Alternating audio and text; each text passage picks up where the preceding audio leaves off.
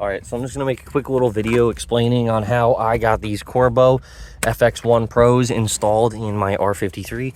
It was a little bit of a headache and it took me a few days. So starting out, I have these adapter plates that use the stock R53 sliders. I bought these secondhand from a guy that bought them on eBay. They wouldn't work for his Brom seats, so I just ended up picking them up for a deal.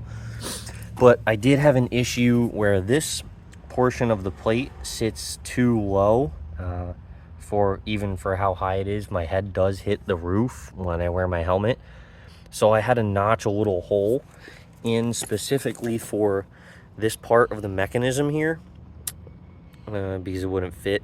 It's because there's maybe about a 1/2 inch gap between the rail and the bracket. So that was one thing I also needed to cut.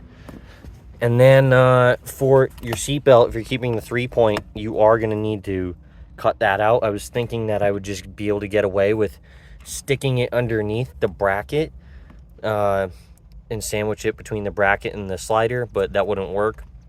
So I cut it and I notched it. Fit fine. And then there was one other issue that I ran into, was the airbags.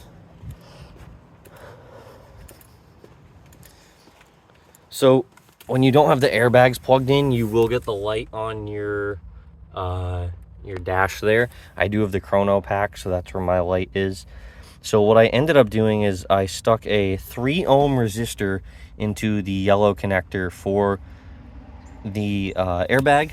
I'll show you now where I got them, or what it looks like. Got these on Amazon.